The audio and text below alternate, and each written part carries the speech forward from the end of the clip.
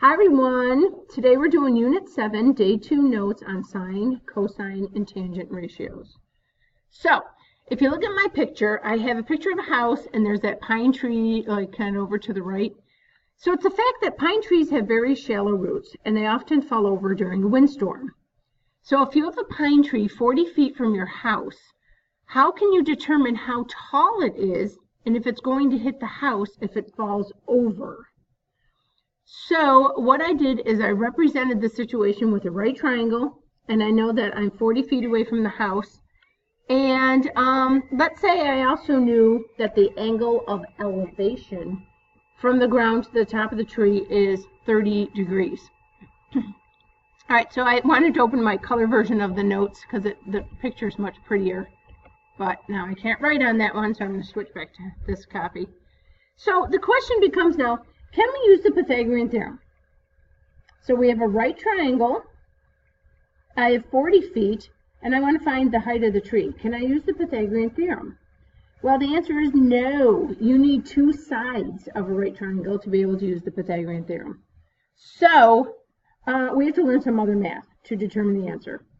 So Pythagoras, who discovered the Pythagorean theorem, loved right triangles. So he started playing around with 30-degree right triangles. So I have 3 of them here, and I forgot to put my little right angle box in the bottom. So look at these for a moment. What do you notice about all 3 triangles? Well, in all 3 of them, corresponding angles are congruent. In all 3 of them, they're all right triangles. And you have 3 similar triangles. They can be proven similar by angle-angle similarity. So he measured the sides of all these different 30-degree right triangles. And then he was just fascinated about right angles and right triangles. So he decided one day, I want to compare certain lengths of the 3 sides of the triangles. I want to make ratios. And a ratio is just a comparison of 2 numbers. So in triangle 1, he decided one day to talk about the opposite over the hypotenuse. So before we move on, let's take our highlighters, and in each picture, let's highlight the 30-degree angle, because that is our reference angle. So let's highlight it, and then let's label all of our sides opposite, adjacent, and hypotenuse. So if you remember, the side that's not highlighted is always going to be the opposite. The hypotenuse is always across from the right angle, and then the other side that is highlighted, that is not yet labeled, is the adjacent. So Pythagoras decided, I want to compare the opposite length over the hypotenuse length. So we have 5.7 divided by 11.5, and it's a decimal that kind of goes on and on. So he rounded it to 4 decimal places.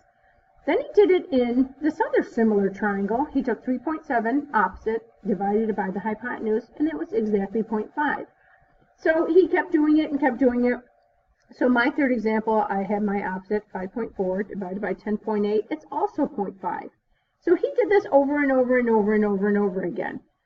And then he discovered if you kind of average all of these results together, the more you do it, it becomes 0.5. So he decided, I love this ratio of opposite over hypotenuse. I want to give it a name. So he called it the sine ratio. But we abbreviate it SIN, but we still say sine, and the reference angle was 30 degrees. All of these have a 30-degree angle. So the sine of 30 degrees, which is always the opposite over the hypotenuse, ends up being 0.5. So then he continued to do this. So he thought, well, all right, that's nice. Let's now look at, let's compare 2 other sides. So if you flip the page, this is on the back, but I still need my pictures. So then he decided, I want to compare the adjacent side to the hypotenuse. So again, he filled in the numbers, divided them out, adjacent over hypotenuse, divided them, adjacent over hypotenuse, divided them, and discovered those are all pretty much, kind of the same. If you do it over and over and over and over again and average them all together, it turns out to be the same decimal. So he decided to call this one cosine. So the cosine of 30 degrees, we're always going to compare adjacent over hypotenuse, is really the decimal 0.8660. All right, and then he's like, okay, that's cool. Let's do more. So he decided to compare opposite over adjacent. So he did it for all three triangles, and he discovered they're all about the same. He decided to call that one tangent. So the tangent of 30 is the opposite over the adjacent. It's always 0.5774. Now, I'm hoping you're starting to recognize sine, cosine, tangent. I've seen that before. Where have you seen it? You've seen it on the graphing calculator, these three buttons. You may have always wondered what they are. So if you turn your calculator on, we have to have a little mini discussion about the graphing calculator. If you press this mode button, graphing calculators are programmed that all of these functions on the left are always highlighted. And there's two ways to measure angles. Our whole lives we've used degrees, but there's something we use in higher level math called radians. It's just another way to measure angles. We're going to learn about them when we talk about circles. So we need to turn our graphing calculators, or whatever calculator you're using, you have to put it in degrees. So you want to take your cursor and just go over to radians, go arrow right to degrees, and press enter. Now your calculator will always stay in degrees until you reset it or change the battery, something like that. So now I'm going to go back to my home screen. I'm going to do second mode. It gets me back to my home screen. So we just did sine of 30. So when I press sine, a parenthesis shows up. It wants to know the reference angle. So when I hit enter, oh, there it is. There's my 0.5 for sine. It has been programmed into the calculator. And when we look at cosine of 30 degrees, if you press cosine of 30 and hit enter, so this decimal to 4 decimal places, look, the whole thing's in here, but we're going to go to 4 decimal places. And when you do tangent of 30 degrees, there's your 0.5774 rounded to the nearest 10 thousandths, 4 decimal places. So, okay, so how does that help us solve our tree problem? So remember, we have a tree 40 feet away from the house. There's an angle of 30, and we want to find how high it is. So again, program yourselves. Anytime you have an angle measure, we're going to highlight that. X now is our opposite side, and 40 is our adjacent. And the trig ratio that Pythagoras defined for to use opposite over adjacent is this word tangent. That's the name tangent. So tangent of 30 is opposite over adjacent. So what we're going to do now is I'm going to take the value of tangent of 30, which is 0.5774, and I'm just substituting in my numbers. So I'm going to put x for opposite, and 40 is the length of the adjacent. And then hopefully some of you are catching on like, oh, this is just a proportion. I'm going to put this over 1, and now we can cross multiply. 1 times x is just x, and then we're going to do 40 times the decimal 0.5774. So going back to the calculator, 40 times 0.5774 gives us the value 23.096. This is the height of our tree. So the tree is approximately 23 feet tall, which means if it falls over, it's not going to hit the house. If it falls over towards the house, we still have 17 more feet. So this is how we're going to use these trig ratios to help us solve problems. So trigonometry is an area of math that deals with finding the lengths of sides and angle measurements of right triangles. And again, why right triangles? Right triangles are everywhere. Here's a piece of bread. You cut it in half. Here's stairs. There's right angles everywhere. Here's a boat looking at a lighthouse. You can figure out how tall the lighthouse is, how far away the boat is. You can find out all kinds of things using right triangles. So, right triangle trig allows us to find the height of objects without actually having to get to the top. This process is called indirect measurement, and we use it all the time. This is why trig is used in fields like contracting, construction, architecture, surveying, and many more. So it's huge. This stuff is used all the time. If you're going to build anything, you're going to use Pythagorean theorem, you're going to use trigonometry. So trigonometry is heavily dependent on the use of similar triangles. These ratios exist because if you have a right triangle and you have a 30-degree angle, then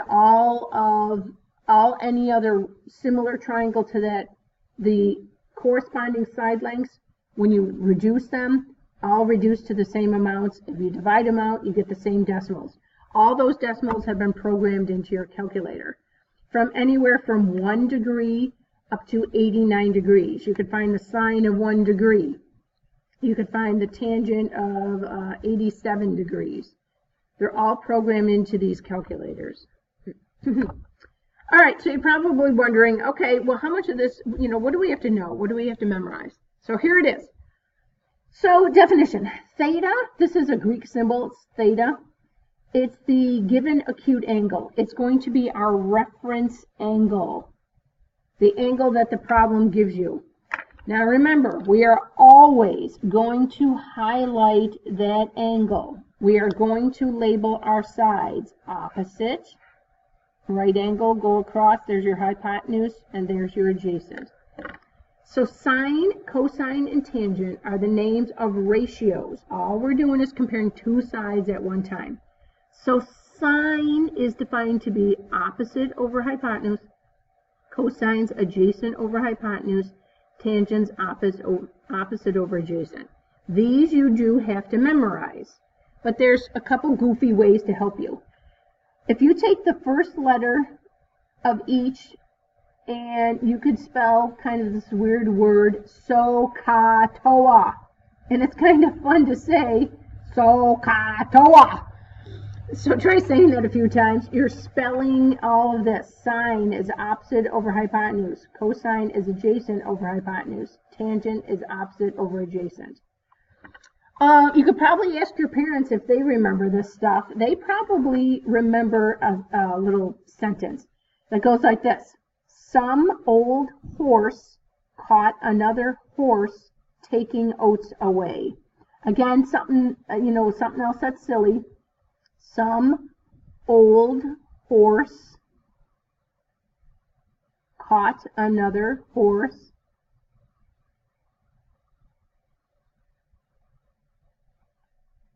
taking oats away.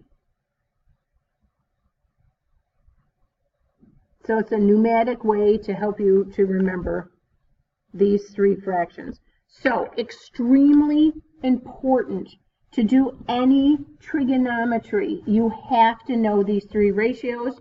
Depending on which side you get will depend on which one you're going to choose to use. So the goal of the rest of these notes is, can you get the right numbers and the right ratios? So that's it. So this says find the sine, cosine, and tangent of the indicated angle. So these are all talking about angle Q.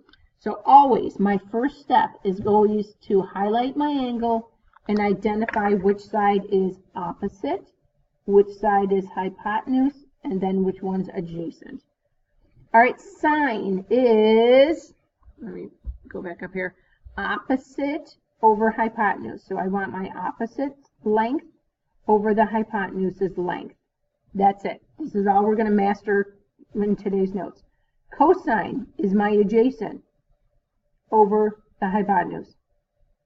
And tangent is opposite over adjacent. That's it. I just wanted you to practice. Can you get the right numbers and the right ratios? Now, this wants us to do sine of S.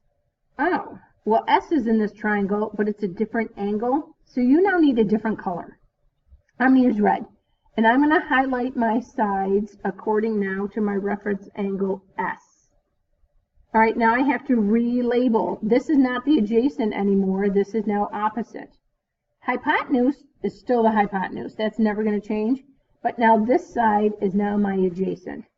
So now when I fill in my three ratios, sine is opposite over hypotenuse. Cosine is adjacent over hypotenuse. And tangent is opposite over adjacent.